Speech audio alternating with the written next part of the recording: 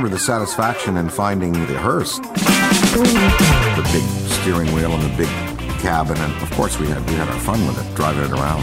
Ecto is just this great character of the film. It's funny, it's sci-fi, it's cool, it's nostalgic. And we had this vision of getting Ecto1 totally refurbished. You can restore any kind of vehicle, but to have something like Ecto, you don't get that opportunity every day. The Ecto is certainly a piece of Hollywood history. You want it to look its best. And when somebody like Mr. Aykroyd is going to visit us, I want the customer to be 100% happy.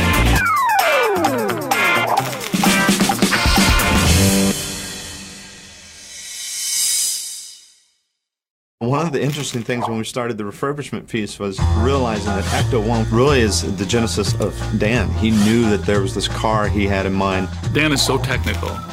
His script would describe things in exact detail. And he got a friend of his to do illustrations with the script. The car originally was black with all kinds of really black electronic brushed boxes on it and you know, deep purple lights and everything. And then we paint it up and bring it out as follows. This was a lighter and kind of a brighter paint scheme. You can see that we made the right decision there. Dan had always wanted to have an old used ambulance as the basis for the Ectomobile. And that just seemed so funny and so right for the movie. Because it kind of looks a bit clown car. I mean, and you know, we did have some great clowns in the picture. We came, we saw, we kicked its ass. The car is based on a '59 Cadillac, Series 62. Miller Meteor built those cars for ambulance and hearse setups. You go back to 1959, the car designers at the time wanted to make this car look like it could fly. It has elongated tail fins. It's got a very big body, almost like a spaceship or an airplane. We needed streamlining, be able to corner, be able to go through tunnels in New York City. But it also had to have the capacity to carry the 4 people and also just the level of equipment we had to carry.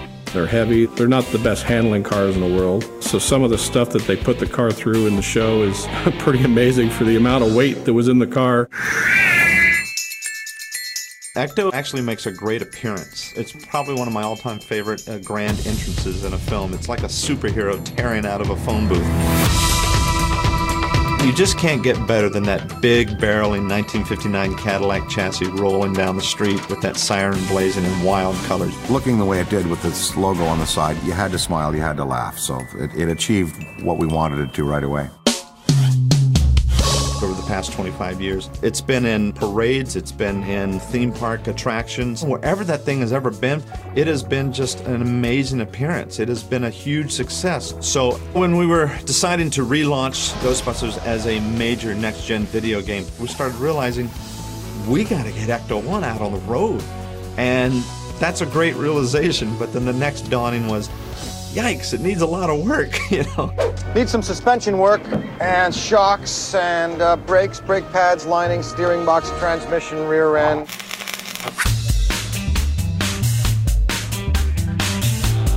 I got a call from Keith Hargrove, asking me, we want to use Ecto like a promotional bit, and we're thinking about, cleaning thing up real nice, make it look great.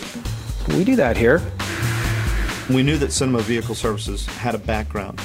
First time you visit their warehouse, it is an eye-opener. If you say, I need 17 police cars from circa 1984, they have it, or they'll build it. And Ecto1, we just felt like we had a perfect fit, and that's when the refurbishment process really took off.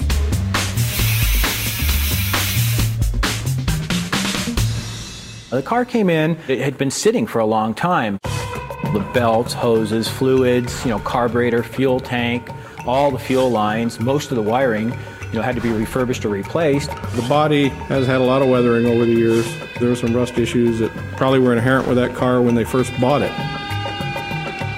When we first started with Ecto, we probably took 200 pictures from every angle, inside, outside, under the hood, every little, almost the screws, And then it really helps out when you're restoring a vehicle. The basic premise of it was that we wanted to make, especially the exterior Ecto1, as close to the original was.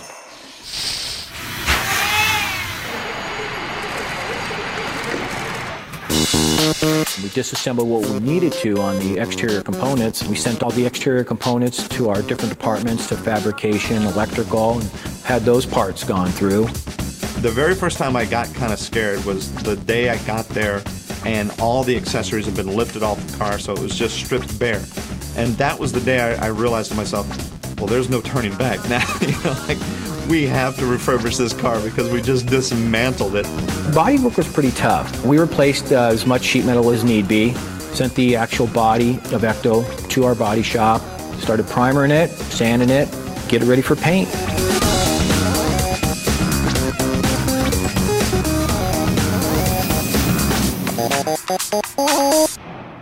And then it was time to put Ecto back together.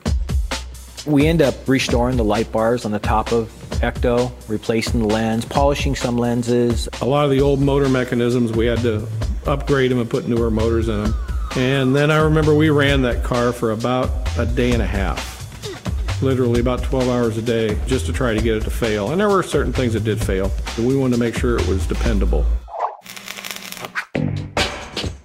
While this process was going on, Sony's talking about giving us some audio-video components. You guys capable of doing that? Sure. A few issues on the audio equipment that you and I have been talking about is making sure, first of all, that when we put it in, it doesn't look too out of place. We need to sneak it in strategically to where everyone doesn't go, hey, that wasn't a part of the original. So we want to keep the asset pure. They wanted to upgrade it a little bit, but there again, just not take away from the fact of what it was. Instead of just plopping speakers where people would traditionally put them in door panels, we're going to hide them. Yeah, we have a couple hidden compartments. Because this was a combination hearse ambulance body, there was all these little side compartments and doors and everything fit really cool into it, like it just existed. So it is actually something that just turned out perfectly. Even the DVD audio-video system we put up in the upper compartment, where the divider panel is between the driver compartment and the rear compartment. It's all hidden away, so when you look in Ecto, it doesn't look like this thing's been completely modified. The reaction you get having that car here is unbelievable. Everyone that came here, if they had a glimpse of it, it's, oh wow, it's Ecto, I want to take a photo with it. It's like, oh no, you can't. As far as the fan aspect of it, we were doing research on the cars, and I came across fan websites, and it's kind of neat that these people build replicas of cars. I'm all for that. I couldn't believe how many different vehicles that are being built out there. I mean, it's like they're into it. During the refurbishment, we started realizing that there were people out there that climb fences and sneak into garages. Basically, I felt like a detective. I had to watch people coming in the shop. I actually caught a couple guys with a camera. I had to chase them all around. But, I mean, that's how much attention that car gets, where you can get people trying to sneak in our shop taking pictures. There's always stuff that comes up that you don't anticipate, especially when you're working on a 40-year-old car. It was a bit of a challenge trying to find some old bits and gadgets to restore some of the outside pieces. So a lot of it was just handmade stuff. We got stuff from all over the world. The windshield came out of South Africa, if I'm not mistaken. I was really worried that the chrome, you're not going to find too many chrome pieces that fit a 1959 Cadillac anymore. And if you do, it's probably going to need an extensive amount of polishing and refurbishment. Well, everything we did to Ecto, it was a little tricky, but once you start putting all the chrome on it, that's when you start seeing the car. And then last and least is pretty much just the upholstery and the paint work on it. We polished up the gurney. We're able to do a lot of stuff with the electronics. And you step back and you look at it and you go, that's cool. Yeah, that looked good. Yeah, that's nice. We started realizing, step by step, we were getting there. We were actually getting closer.